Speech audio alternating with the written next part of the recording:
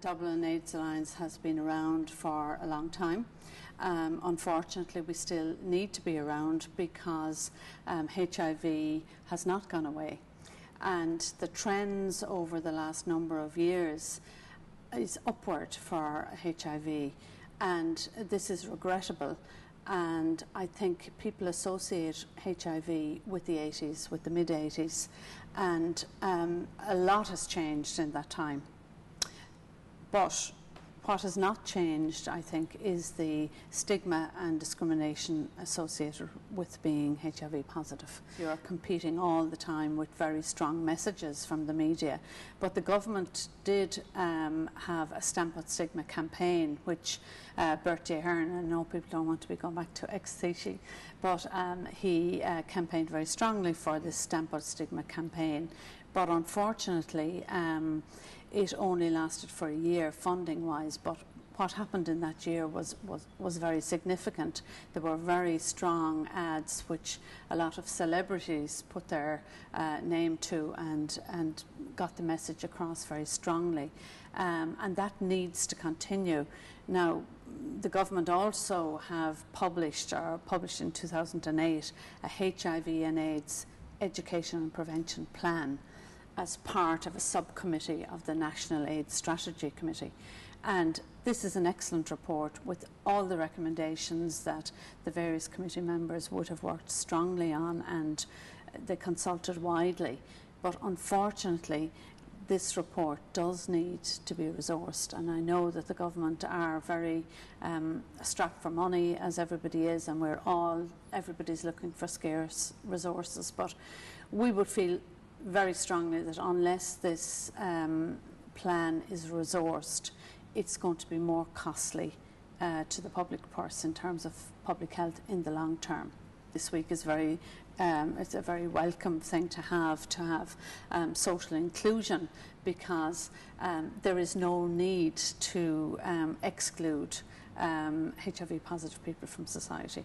I would have worked in the prisons in the early 90s, and there was segregation of HIV positive prisoners in the prisons at that time.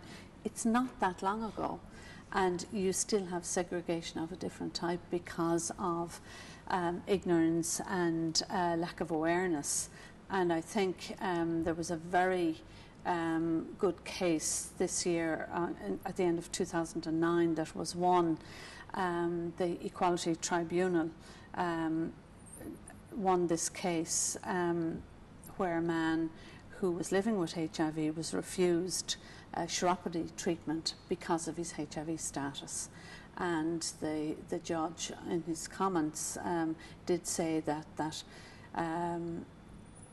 health services need to stop using outdated models of assessment, if you like, and this was a landmark case that you cannot be discriminated against because you can't get HIV by touching somebody's toe or whatever. So that kind of education and awareness is so important, because I mean there is a lot of misinformation, or people, you know, general public people would say to you, oh my God, how do you work in that area? You know, I think if I saw somebody with HIV I'd get very upset.